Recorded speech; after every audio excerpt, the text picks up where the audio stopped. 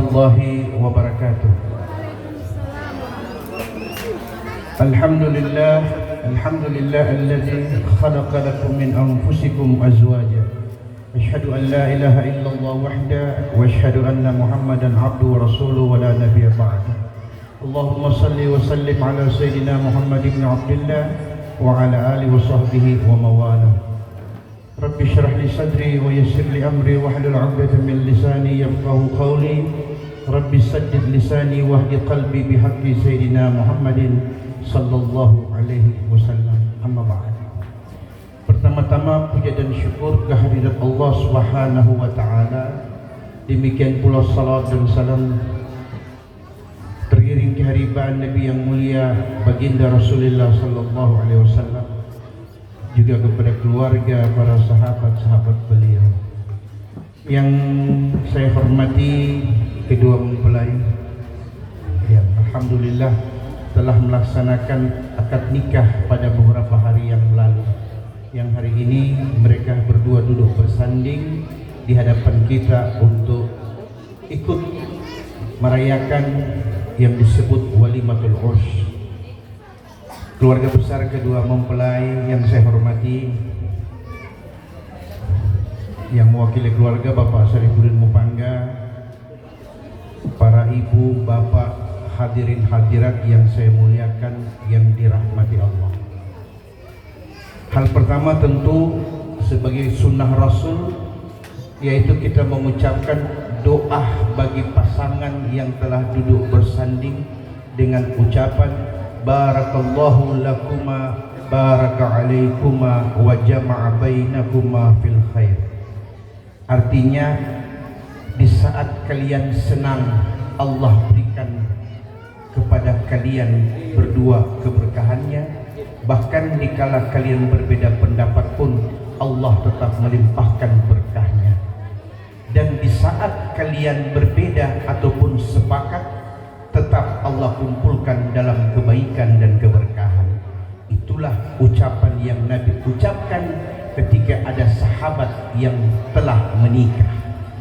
Bapak Ibu hadirin dan hadirat yang saya muliakan, yang dirahmati Allah,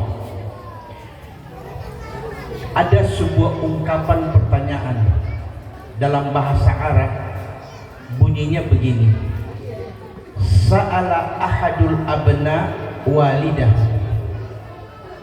Seorang anak bertanya kepada ayahnya, ya abi, mal farqu baina ibtisamati wa ibtisamatik. Artinya, wahai ayahku, apa perbedaan antara senyumku dan senyummu? Tanya si anak kepada ayahnya. Ayahnya berkata, ya bunayya, anta tabtasim indama takunu sa'idan wa ana abtasim indama araka sa'idan. Artinya, wahai anakku, engkau tersenyum saat ada rasa bahagia di hatimu, sedangkan ayahmu ini tersenyum ketika melihat engkau bahagia. Itu perbedaannya. Hari ini senyum kalian berdua karena kalian berdua dalam keadaan bahagia, tapi ayahmu melihat kalian dalam kebahagiaan, itulah kebahagiaan ayah. Tapi ketika ayah tua, belum tentu anak bisa bahagia melihat kebahagiaan ayahnya, apalagi derita ayahnya. Jadi ingat, rumah tangga diawali dengan sholat 5 waktu, taat kepada ayah dan ibu. Itu rumah tangga yang mengundang berkah langit, bukan petaka langit. Bisa dipaham? Sholat, taat kepada orang tua. Siapa orang tua? Ayah, ibu kandung, ayah mertua, ibu mertua. Itulah berkah. Karena apa? Kalian bisa cari duit, tapi kalian tidak bisa cari berkah kecuali dari ayah ibu. Bisa dipaham? Oke. Kemudian si anak bertanya kepada ibunya, wa ya ummi man tuhibbin min auladik. Wahai ibu, siapa di antara anak-anakmu yang paling kau cintai?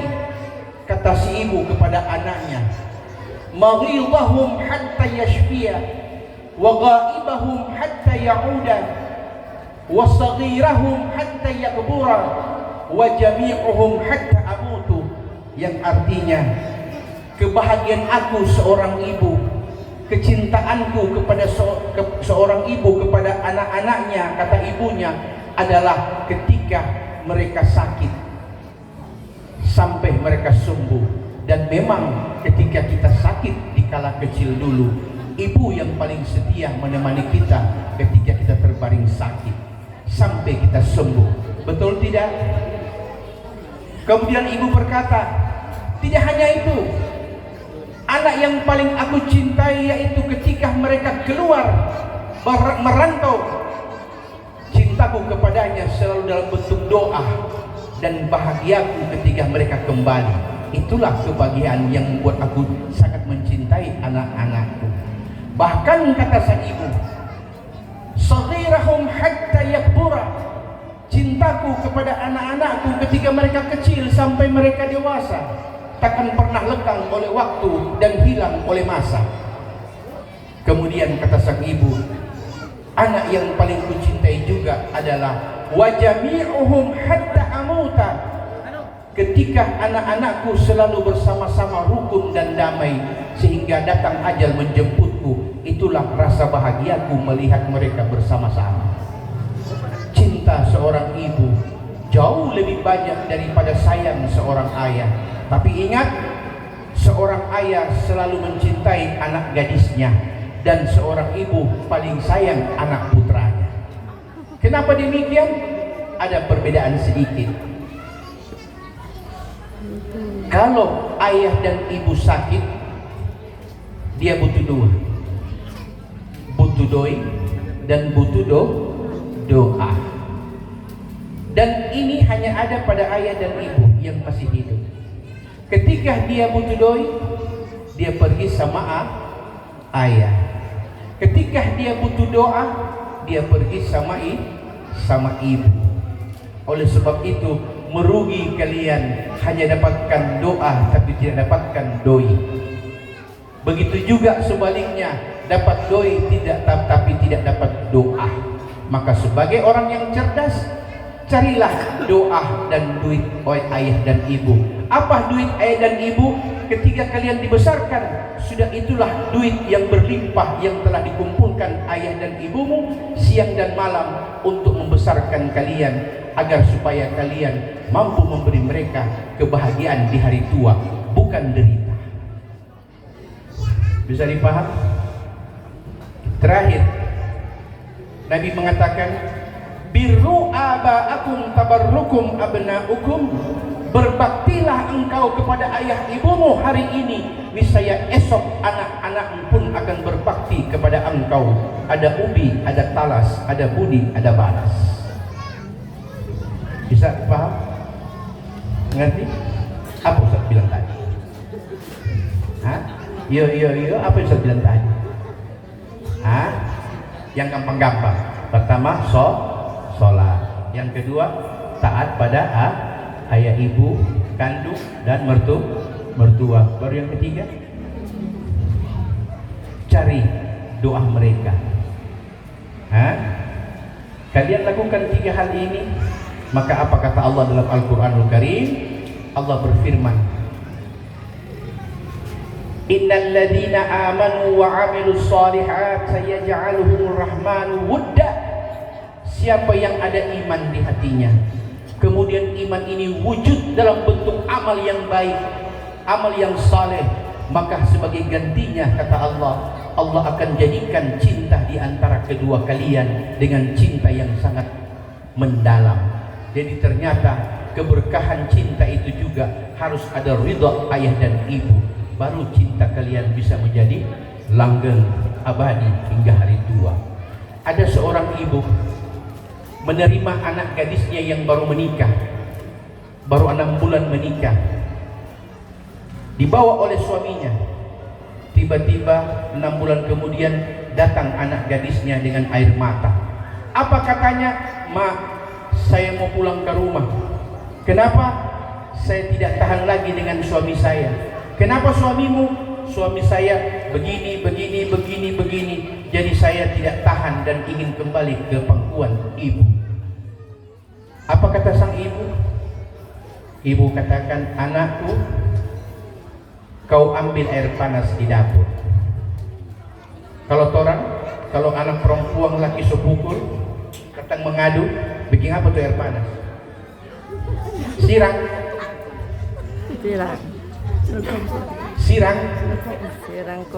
Kopi. Tidak ada ajaran seperti itu.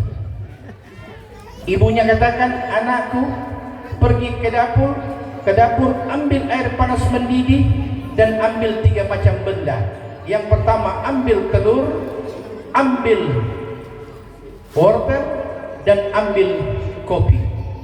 Setelah datang dengan air panas di atas di dalam 3 gelas, ibunya katakan, masing-masing gelas kau letakkan satu-satu benda tadi. Yang pertama dia letakkan adalah wortel ke dalam air panas mendidih. Gelas kedua dia letakkan telur di dalam air panas yang mendidih. Di gelas yang ketiga dia letakkan sesendok kopi ke dalamnya. Apa yang terjadi? Setelah beberapa menit kemudian, si ibu berkata kepada putrinya, anakku, coba kau keluarkan benda yang kau sudah masukkan ke dalam air panas tadi. Kemudian kau coba rasakan seperti apa perubahan yang ada. Di gelas yang pertama, dia mengeluarkan sepotong wortel dan dimakan sepotong itu. Kata sang ibu, bagaimana rasanya? Ibu, wortel ini sudah lembut. Ibu berkata, kau ambil telur yang kau masukkan tadi ke dalam air panas. Ketika diambil, dia berkata, ibu, telur ini sudah mengeras, sudah masak. Terus gelas yang ketiga, kata ibunya, bagaimana ibu dengan sesendok kopi hitam pahit dimasukkan ke dalam air panas mendidih, tiba-tiba ia mengeluarkan aroma kopi yang semerbak untuk dinikmati. Ibu berkata, wahai putriku, kembalilah engkau kepada suamimu. Ingat, wortel yang keras sekalipun ketika dimasukkan ke dalam air panas pasti menjadi lembut. Telur yang keras sekalipun yang lembut, yang rentan pecah, ketika masuk ke dalam air panas dia akan berubah menjadi sesuatu yang keras. Kopi yang hina di mata manusia, hitam, pekat, pahit, ketika dimasukkan ke dalam air panas ia mengeluarkan aroma yang harum semerbak. Rumah tangga bagaikan air panas. Bila engkau terbiasa dididik dengan cara yang lembut oleh ayah ibumu, jangan kaget bila engkau berumah tangga, engkau mendapatkan perlakuan yang tidak wajar, bahkan kasar dari suamimu. Demikian pula yang tadinya engkau selalu dididik dengan cara yang kasar, tapi ketika engkau masuk ke dalam rumah tangga, sikapmu yang kasar, mulutmu yang kasar, bisa saja terdidik dengan cara lemah lembut oleh suamimu. Kata si ibu, putriku, paling bagus engkau bagikan sejumput kopi yang tadinya dijemur, kering, ditumbuk, halus, dimasak hingga hitam. Berapa banyak proses yang dialami oleh kopi untuk menjadi sesuatu yang harum ketika dimasukkan ke dalam air panas. Ikutilah seperti apa pasanganmu, maka engkau bisa menjadi seperti wortel, bisa serupa seperti telur, bahkan mungkin bisa engkau bagaikan kopi. Siang dan malam datang rezeki bertambah dan berkurang, tetap kopi semerbak. Seperti itu rezeki kalian nanti kelak di kemudian hari. Bisa dipaham? Wabillahi taufiq wal hidayah. Assalamualaikum warahmatullahi wabarakatuh.